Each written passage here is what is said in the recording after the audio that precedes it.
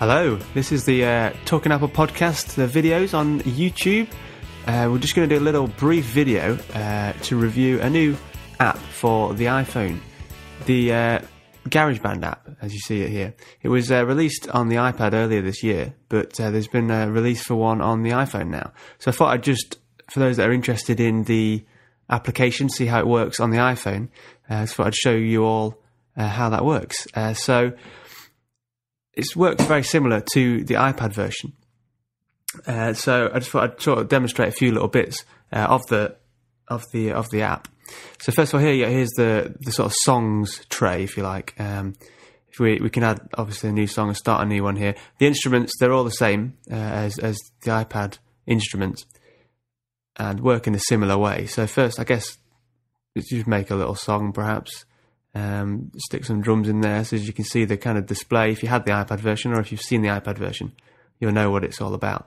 This is, I'm not going to kind of go into too many details about it because you probably already know how it all works, but here it's just simply kind of dropping different beats, and obviously the record, play, stop buttons are all on the top. You kind of put that in the background perhaps, and these can be sort of taken off as you're recording, which are quite good. So the drum machines, they work really well, and the record function is the same here. You see there's 8 bars at the top. You can change that as well. This is something quite small. So there you go. That's recorded 8 bars of a drum beat. If you have the drop-down menu here, this takes you back to My Songs. That takes you to your instruments, which we was just on before. And this can actually change the instruments you're on. So we can change from the different drum machines, the different drum kits here. So that's something that's quite handy. If we go back, like I say, to instruments, perhaps have a look at the smart bass, the smart keyboard, the smart guitars. They're all a way of playing instruments if you've never perhaps played an instrument before. So here it does the levels, the chords and things, plays them if you've never actually played an instrument before. So the smart instruments are very clever.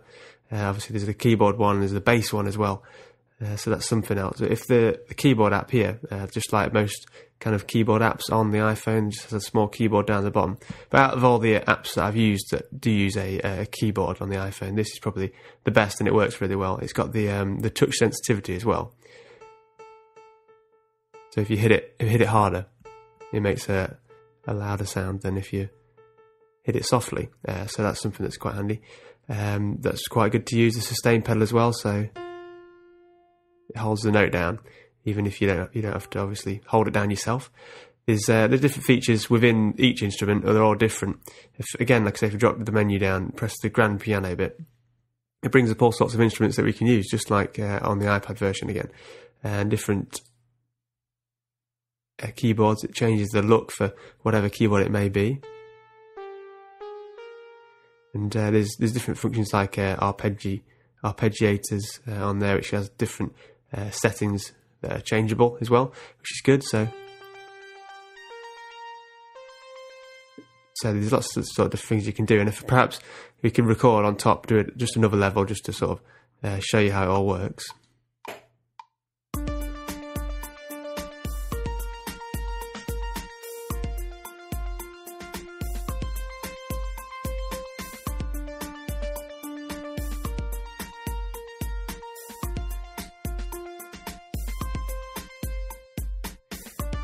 And it's kind of recorded the two on top of each other. If you drop this down as well, it shows you the track you're recording on, just by swiping up and down.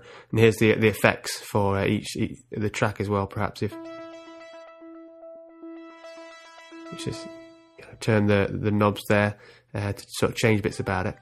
And if we just load up this at the top, it brings the tracks you've recorded, so you can see the two there, and you can zoom into them if you want a closer look.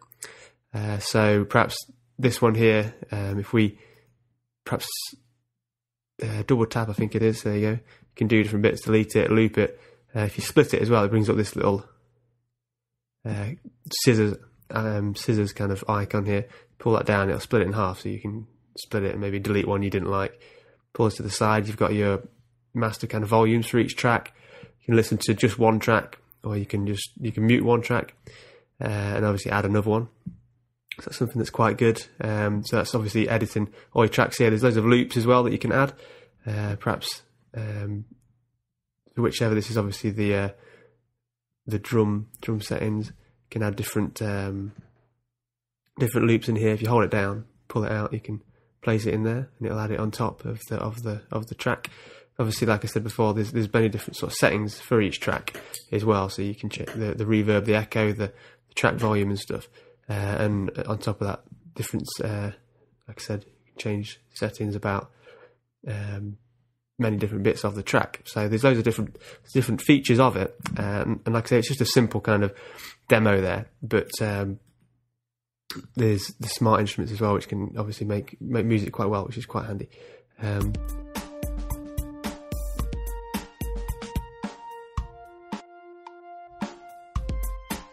Like I said, you can perhaps mute one. You can listen to a solo track, or perhaps mute that if you didn't want that, and it will just keep looping around until you finish listening to it. So to go back to my songs, it'll save that track.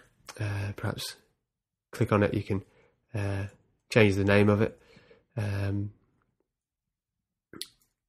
obviously save that, and then it's there. Previous ones that have been done as well.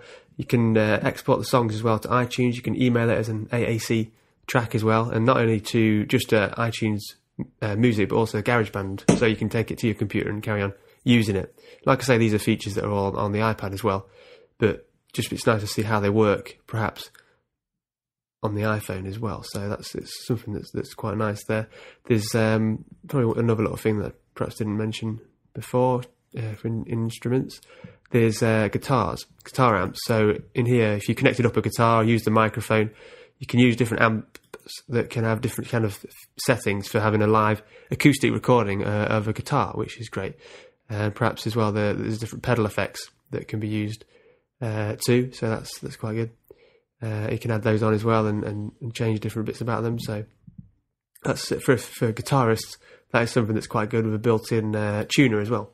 So there's loads of different bits, and I was waiting for this before because I don't have an iPad, and I've been on this on Marlon's iPad, and it's really good to use. But I wondered how it worked on the iPhone.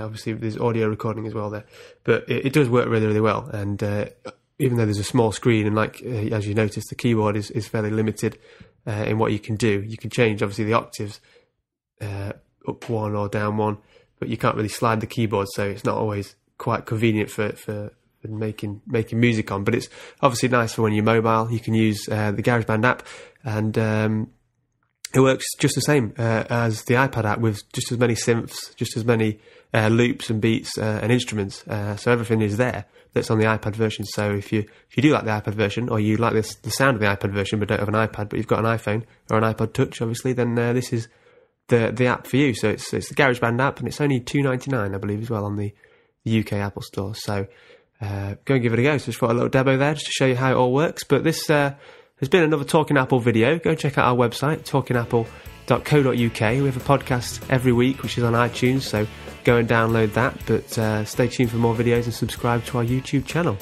Bye-bye.